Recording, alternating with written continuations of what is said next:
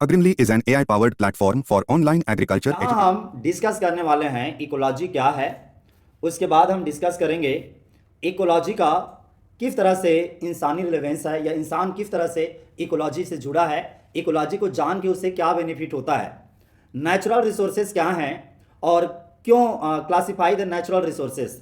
Natural resources को हम agriculture के एंगल से क्लासिफाई करेंगे क्योंकि एग्रीकल्चर यानी क्रॉप प्रोडक्शन में नेचुरल रिसोर्सेज महत्वपूर्ण होते हैं।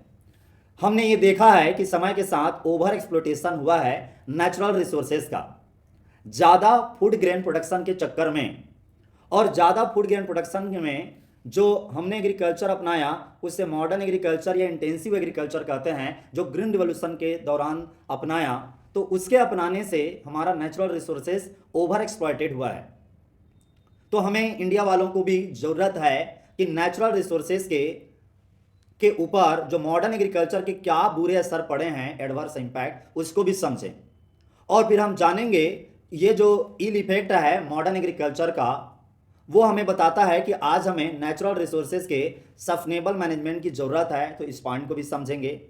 फिर हम समझेंगे सस्टेनेबल एग्रीकल्चर का स्टैंडर्ड डेफिनेशन, ग्लोबल वाइज ये सस्टेनेबल एग्रीकल्चर के ऊपर में काम कर रहा है, इंटरनेशनल और नेशनल जो इंस्टीट्यूशन हैं वो कैसे इसे देख रहे हैं, क्या इसका स्टैंडर्ड डेफिनेशन मानते हैं। फिर हम जानेंगे क्या बेसिक एलिमेंट या कंपोनेंट हैं सस्टेनेबल एग्रीकल्चर के, या सिंपल शब्दों में क्या हैं तो सस्टेनेबल एग्रीकल्चर की क्या करेक्टरिस्टिक फीचर हैं। फिर जानेंगे कि सस्टेनेबल एग्रीकल्चर करने के लिए या प्रोडक्टिव एग्रीकल्चर अपनाने के लिए कौन से इकोलॉजिकल प्रिंसिपल जरूरी हैं।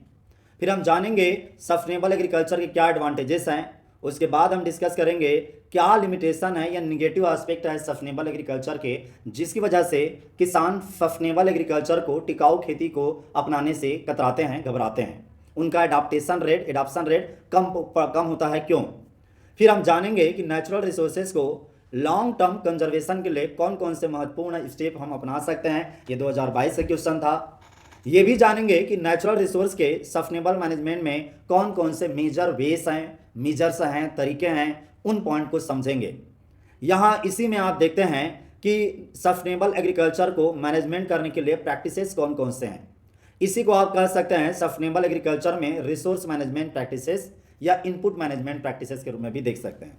ये लगभग सारे के सारे जो 3 टाइप के क्वेश्चन हैं वो एक जैसे ही लगेंगे, क्योंकि लगभग तीनों से ना एक ही भावार्थ आ रहा है। सस्टेनेबल एग्रीकल्चर पाने के लिए जो नेचुरल रिसोर्सेस है उसको सस्टेनेबल मैनेजमेंट करने के लिए कौन कौन से मेजर हैं, प्रैक्टिसेस हैं, वेस हैं या मेथड्स हैं, उन्हीं को लिस्ट आउट करना, उन्हें समझना।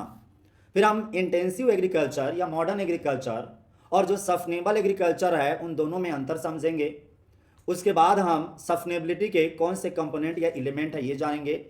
फिर हम जानेंगे एग्रीकल्चर सिस्टम में सस्टेनेबिलिटी की क्या पहचान है, क्या क्राइटेरिया है, किस क्राइटेरिया पे कहें कि आपका एग्रीकल्चर सिस्टम सस्टेनेबल है या नहीं है।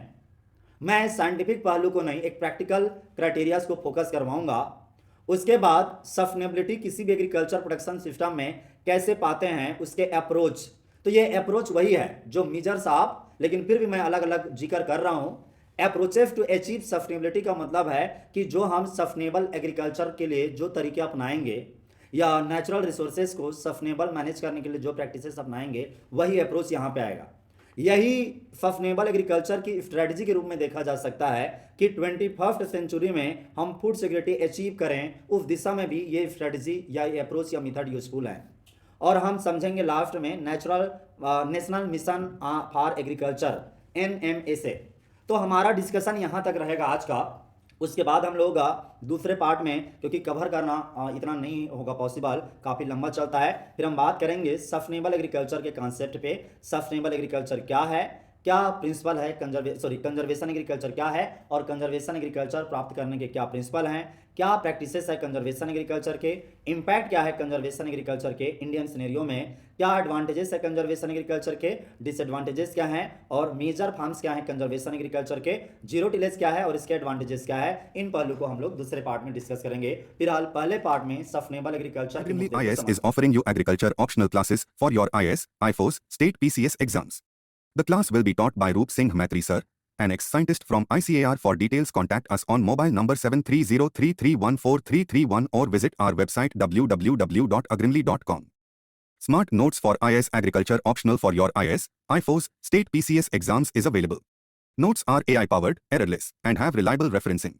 To order, please contact via WhatsApp or call at 7303314331. For online reading of the ebook, download our Agrimly app from the Google Play Store. Get a heavy discount on it. Smart Test Series for IAS Agriculture optional is also available in offline and online mode. Answer copy check by Roop Singh Maitri sir, an ex-scientist from ICAR. To start the test series, please contact via WhatsApp or call at 7303314331. Get a heavy discount on it.